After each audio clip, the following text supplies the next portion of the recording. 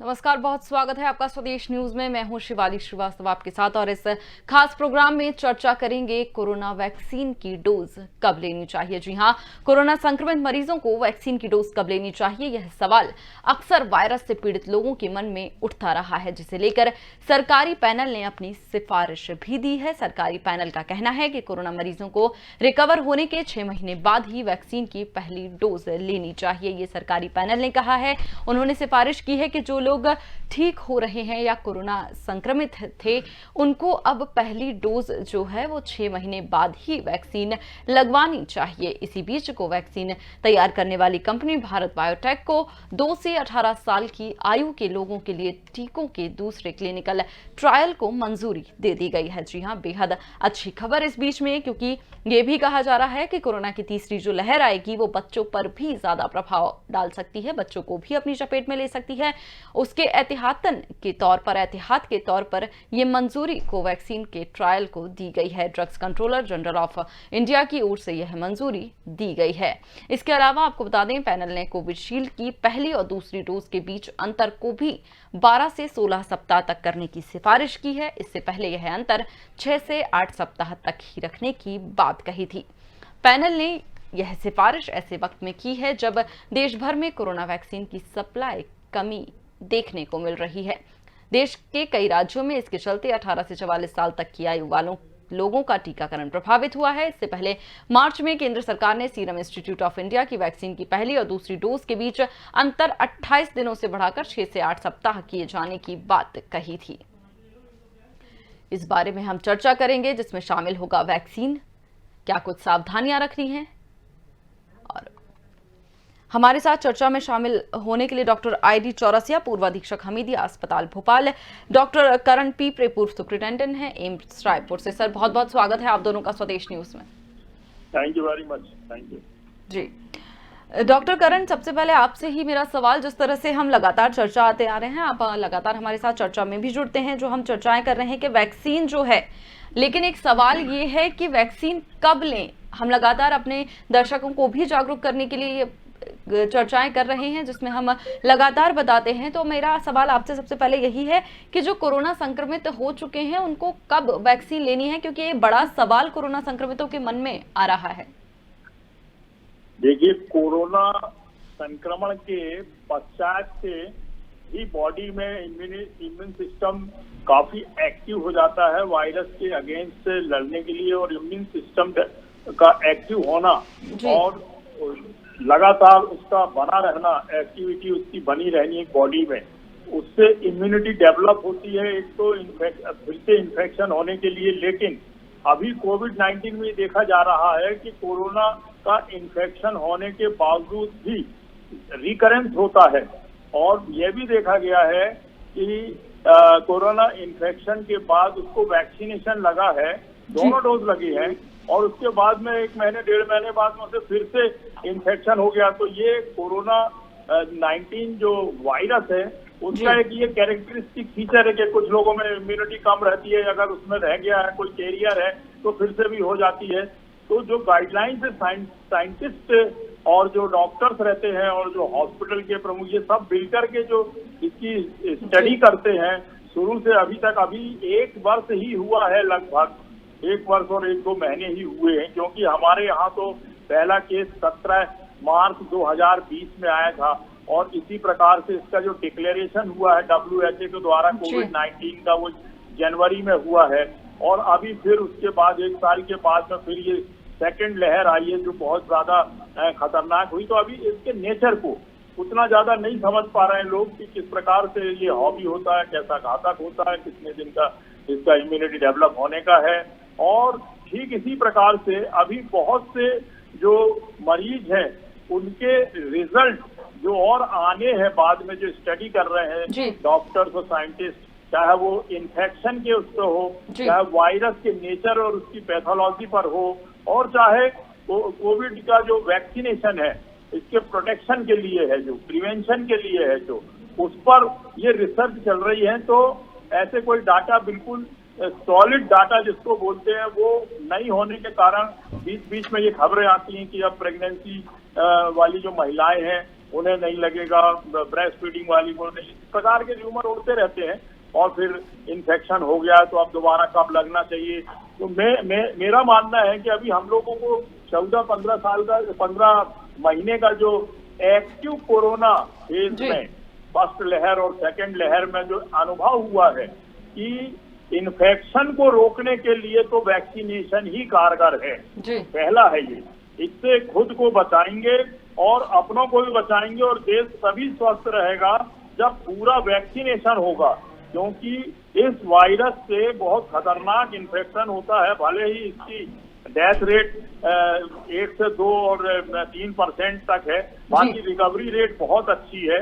और इसमें immunity develop करने के लिए और प्रोटेक्शन के लिए वैक्सीनेशन होना बहुत जरूरी है। तो ठीक इसी प्रकार से काफी लोग जानते हैं, न्यूज़पेपर और मीडिया में और आप लोग के द्वारा भी बार बार बताया जाता है कि अगर एक बार इन्फेक्शन हो गया है तो कितने दिन बाद में उसका फर्स्ट डोज लेना चाहिए और किस किस लोगों को किन किन लोगों को लेना चाहिए। तो मेरा जो एक्सपीरियंस और जो चर्चा में और पेपर और न्यूज में और साइंटिस्ट के डॉक्टरों के साथ और वार्डों में और मरीजों के साथ का जो एक्सपीरियंस है, हमारे यहाँ जैसे कोविड शील्ड लगता है उसमें 90% इफेक्टिव है ये, इसका जो प्रोटेक्शन है ये 90% है। तो अगर इन्फेक्शन हो गया है तो उसके बाद में उसकी इम्यूनिटी सिस्टम एक्टिव रहता है और अगर वैक्सीन लगा दें तो उसका इम्यूनिटी सिस्टम और बूस्टअप होगा। तो इसके लिए जो गाइडलाइंस आई हुई हैं लगभग अब तो आफ्टर 6 मंथ बोल रहे हैं, नहीं तो मैं समझता हूँ कि इन्फेक्शन के 1 महीने बाद भी लोगों ने लगवाया है और जाकर के अपना रजिस्ट्रेशन कराया है और लगातार वैक्सीनेशन हो रहे हैं सेंटर में, हॉस्पिटल में, एम्स में, बड़े शासकीय अस्पतालों में। तो इसके लिए तो जो गाइडलाइंस है और जो चिकित्सक तैनात किए गए हैं उनके पास ये निर्भर करता है, नंबर 1। नंबर 2, अगर वो इन्फेक्शन के पश्चात में कोई कोमॉर्बिडिटी तो नहीं है, हाई ब्लड प्रेशर तो नहीं है, हार्ट में प्रॉब्लम तो नहीं है, डायबिटीज तो नहीं है, उसको रीनल फेलवर वगैरह तो ऐसे मरीजों में फिर वो सेकेंड डोज नहीं देना चाहिए। वो रिस्की होती है, एनाफाइलेक्टिक शॉक हो सकता है, हाइपोटेंशन हो सकता है और रिकवरी उसकी बहुत खराब हो जाएगी और मौत भी होने की संभावना रहती है। हालांकि वैक्सीनेशन से इस प्रकार के अभी रिएक्शन और एडवर्स रिएक्शन साइड इफेक्ट नहीं आए हैं, लेकिन इसमें हम सबको, डॉक्टरों को, मरीजों को, उनके रिश्तेदारों को कोई ऐसी जल्दबाजी भी नहीं करना चाहिए, नहीं तो जान जोखिम में जा सकती है। हमारे साथ डॉक्टर ID चौरसिया भी जुड़े हुए हैं। डॉक्टर, आपसे जानना चाहेंगे, जिस तरह से आज सरकारी पैनल ने भी सिफारिश की है, NTAGI ने ये कहा है कि 6 महीने के बाद जो लोग कोरोना से स्वस्थ हो चुके हैं, कोविड-19 संक्रमण से स्वस्थ हो चुके हैं, उन्हें 6 महीने बाद वैक्सीन लगवानी चाहिए, वैक्सीन का पहला डोज लेना चाहिए। डॉक्टर्स क्या मानते हैं ऐसे में? नमस्कार। अभी कहा गया कि 6 महीने बाद लगवाना चाहिए। पूर्व में कहा गया था कि 1 महीने बाद लगवाएं, फिर ये म्याद बढ़ेगी 45 to 60 डेज। ये अभी हम लोग श्योर नहीं हो पाए हैं जो एंटीबॉडीज बनती हैं और कितनी बनती हैं और कितने समय तक रहती हैं। बट बेसिकली माना जाता है कि जो एंटीबॉडी फर्स्ट डोज के बाद बनती हैं वो काफी तेजी से बन जाती हैं और करीब 4 हफ्ते से 6 हफ्ते तक उनकी मात्रा तक काफी रहती है। इससे पहले कहा गया था कि ये 6 से 8 वीक के बाद दोबारा लगना चाहिए, लेकिन अब शायद ऐसा प्रूव हो रहा है, ऐसा रिसर्च ने बताया है कि एंटीबॉडी ज्यादा लंबे समय तक रहती फर्स्ट डोज के बाद। इससे 4 से 6 महीने बाद लगाने का कहा गया है ताकि एंटीबॉडी ये जो पहले है ये लंबे समय चलती रहे। तो जो दूसरी डोज है तो जो एंटीबॉडी बनेगी वो और लंबे समय में चल जाएगी। बट ये सब अभी कोई निश्चितता नहीं हुई है, इसमें तो ऐसे प्रूव नहीं हुआ है कितने समय एंटीबॉडी बनती है। लेकिन ये निश्चित रूप से है कि जो फर्स्ट डोज जिनको फर्स्ट और सेकंड डोज लग चुके हैं वो लोग दोबारा संक्रमित नहीं हुए हैं, और जो भी संक्रमित हुए हैं दोबारा वो काफी कम लक्षणों से हुए, काफी माइल्ड रूप से हुए हैं और उनमें कोई विशेष क्षति नहीं हुई है। लेकिन डॉक्टर चौरसिया, अगर ऐसे में बात की जाए तो जिस तरह से पैनिक की स्थिति जो बनी हुई है, अगर हम बात करें कि पहले जिस तरह से ये 1 महीने का अंतराल था, फिर अब 6 महीने की बात सामने आई है, तो ऐसे में लोग भी बहुत ज्यादा कंफ्यूज हो रहे हैं और पैनिक भी हो रहे हैं कि वो क्या करें और कब वैक्सीन लगवाएं। तो क्या कोई ऐसी समय सीमा तय है कि भाई अगर डॉक्टर्स की तरफ से ये कहा जाए कि आप इतने समय बाद वैक्सीन लगवा सकते हैं जिसके आपको ज्यादा दुष्प्रभाव या दुष्परिणाम भी नहीं मिलेंगे? ये निश्चित रूप से लोगों में बहुत कंफ्यूजन, जनता सामान्य ज्यादा कंफ्यूजन पैदा हो रहा है। लेकिन क्योंकि ये कोविड-19 जो महामारी है ये पहली बार आई है और इस पे लगातार रिसर्च चल रही है, तो जो रिसर्च के रिजल्ट आ रहे हैं उस रिसर्च के रिजल्ट के हिसाब से परिवर्तन किया जा रहा है। शुरू में जो रिजल्ट आए थे कि नहीं 1 महीने बाद लगा दें, इसके एंटीबॉडी के इफेक्ट जो दूसरी डोज जाएगी तो इफेक्ट काफी रहेगा, फिर आएगी 45 to 60 डेज बाद लगाएं, उसके रिजल्ट और हो गए।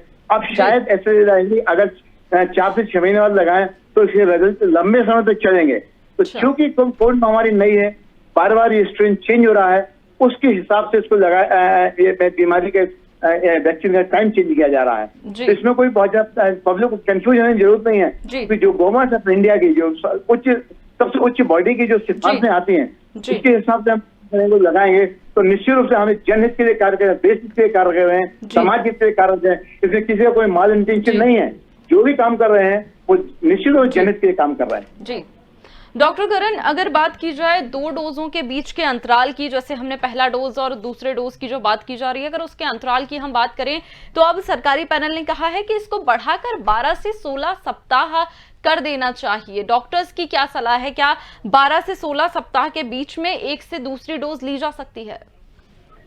देखिए, जैसे डॉक्टर ID चौरसिया जी ने बताया कि पहली डोज के बाद में बहुत फास्ट एंटीबॉडीज डेवलप होती है, इम्यून सिस्टम जो होता है उसका जो स्टॉर्म आता है जो इतना हाइपर एक्टिव होकर के एंटीबॉडीज को डेवलप करता है, बनाता है।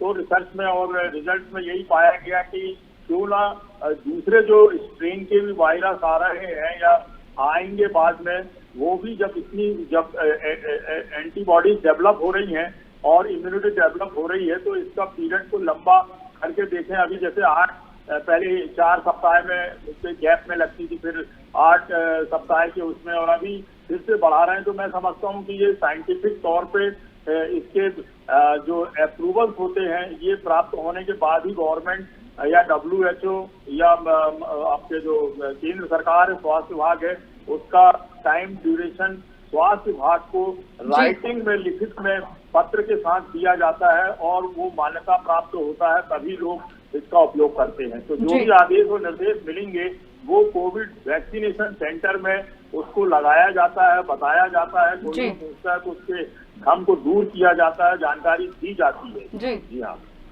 जी। और साथ ही डॉक्टर करण, हम आपसे ये भी मेरा सवाल होगा कि जिस तरह से हम लगातार बात करते आए हैं कि पहले अगर हमने वैक्सीन का 1 डोज ले लिया है और जिसके बाद जैसे कई लोगों को उसमें संक्रमण की पुष्टि हो रही है, कुछ लोग संक्रमित हो रहे हैं, तो ऐसे में फिर क्या कुछ सावधानियां बरतनी है और दूसरी डोज लेने के बीच का अंतराल कितना होना चाहिए? देखिए, सावधानी तो वही है, सबको मास्क लगा करके रहना है, सैनिटाइजर, और अपनी इम्यूनिटी को बूस्ट अप करने के लिए आपको खाना पीना, विटामिन, प्रोटीन, इन सब चीजों का इस्तेमाल करना पड़ेगा।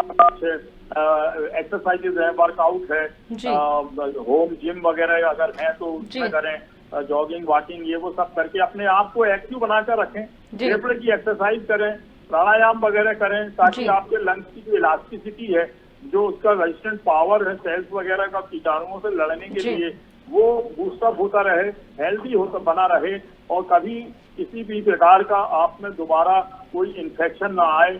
अब कोई जरूरी नहीं कि कोविड-19 अकेले का ही इन्फेक्शन आएगा और दूसरा इन्फेक्शन नहीं आ सकता। ट्यूबरक्लोसिस भी है, फ्लू भी है, और दूसरे बैक्टीरिया से ब्रोंकाइटिस भी होती है। ये सब प्रकार के इन्फेक्शन को रोकने के लिए और अपनी बॉडी को स्वस्थ बनाए रखने के लिए आपको जो डेली रूटीन है, वर्कआउट है, जिमिंग है, ये करना बहुत ही जरूरी है। और साथ में अच्छा डाइट, मिल्क और प्रोटीन और अच्छा खाना और हरी सब्जियां और फ्रूट्स, विटामिन C वाले अधिकांश फ्रूट्स भी लें और विटामिन A वाले लें, ताकि आपकी मसल्स, आपकी बोन्स, आपके ब्रेन, आपका लिवर, रीनल, आपकी डायबिटीज नहीं होना चाहिए, आपको कोरोनरी आर्टरी डिसीज नहीं होना चाहिए, आपके ब्रेन में किसी भी प्रकार का नेजल और मैक्सिलरी एंट्रम में, ब्रोंकस में इस प्रकार के कोई कीटाणु नहीं रहना चाहिए। और ये सभी हो सकता है जब आप लंबी सांस लेकर के एक्सरसाइज करें, रनिंग करें, जॉगिंग करें, वॉकिंग करें, तभी तो स्वस्थ रहेगा शरीर। अभी यही देखने में आ रहा है कि जो बीमार हो रहे हैं वो लोग बिल्कुल दुबले पतले या बीमारी या कोई फैटी ओबेसिटी वाले हैं, ब्लड प्रेशर वाले हैं, डायबिटीज वाले हैं, महिलाएं हैं जो फैटी महिलाएं होती हैं वो हैं।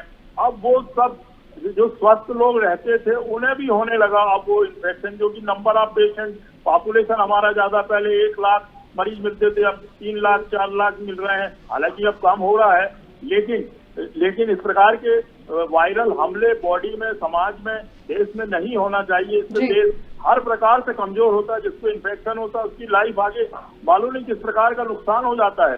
तो उससे बचने के लिए आपको हर प्रकार से तैनात रहना है, चुस्त रहना है, दुरुस्त रहना है और होशियार रहना है। आपका खान पान बहुत जरूरी मायने रखता है इसमें। खान पान आपका डेली रूटीन, आपका एक्सरसाइज का ये मायने रखता है। स्वस्थ रहोगे आप तभी तो आप देश स्वस्थ रहेगा, और नहीं तो आप बीमार होंगे, दूसरों को बीमार करेंगे, देश बीमार होगा और इकोनॉमिकल कंडीशन उसकी खराब होगी। बच्चों की पढ़ाई नहीं हो पा रही, लोग अच्छे से नौकरी नहीं कर पा रहे हैं, दूसरे मरीजों की जांच और इलाज नहीं हो पा रहा है।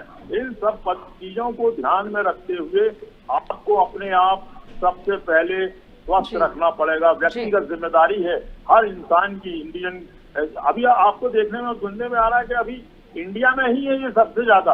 अब मालूम नहीं क्या बात है कि इंडिया में सबसे ज्यादा हो गया है। लोग कहते हैं लोग जागरूक नहीं है, कुछ लोग हैं तो घूमते फिरते रहते हैं, पालन नहीं कर रहे हैं, उसका मास्क नहीं लगा रहे, सैनिटाइजेशन का उपयोग नहीं कर रहे और भीड़ में जा रहे हैं, घूम रहे हैं, फिर रहे हैं। तो इन सबको रोकना पड़ेगा आपको अपने आप को कंट्रोल करना पड़ेगा, परिवार के लोगों को कंट्रोल करना पड़ेगा। अनावश्यक रूप से ना कहीं जाएं और ना किसी को आने दें, कहीं घूमने भी ना जाए जब तक कि ये पूरा कंट्रोल ना हो जाए, लोगों में खुशी का एक माहौल पैदा ना हो जाए और सरकार की तरफ से दिशा निर्देश दिए जाए कि अब आप स्वतंत्र होकर के अपने ड्यूटीज में, स्कूल कॉलेज में और काम धंधे के लिए जा सकते हैं, आ सकते हैं, तभी ये बीमारी रुकेगी। और नहीं तो इतनी पैनिक है इस समय के लोगों का मन उदास हो गया है, घर से नहीं निकल पा रहे हैं। रोज कमाने वाले भी परेशान हैं और जिनको सैलरी मिल रही थी तो उनके इंस्टीट्यूट, उनके कॉलेज, उनके अस्पताल वाले उनको प्राइवेट वालों में तनख्वाह भी अच्छे से नहीं दे रहे हैं। लोग कुछ डर के मारे नौकरी नहीं कर रहे हैं तो उनकी नौकरी भी जा रही है। एक तो बेरोजगारी थी, दूसरी फिर बेरोजगार हो रहे हैं और भविष्य में भी हो जाएंगे इस प्रकार से, तो फिर देश बहुत कमजोर हो जाएगा। जी बिल्कुल, बहुत अच्छी अपील आपने भी की है डॉक्टर कि कोरोना गाइडलाइन का पालन करें। बिल्कुल डॉक्टर चौरसिया, अगर बात की जाए जिस तरह से भारत में अभी 3 वैक्सीन का जो इस्तेमाल किया जा रहा है, कोवैक्सीन, कोविशील्ड और स्पुतनिक वी की अगर हम बात करें, तो ये तीनों जो वैक्सीन है ये कितनी वेरी करती हैं एक दूसरे से? क्योंकि अगर बात की जाए कि कोवैक्सीन के बीच की अंतराल की अगर हम बात करें दोनों डोजों की, तो सरकारी जो पैनल था उन्होंने उसको एज इट इज रखने की बात कही है, मतलब जो कि अभी 4 से 8 हफ्ते का समय है, अंतराल है दोनों वैक्सीन, मतलब दोनों डोजों के बीच में।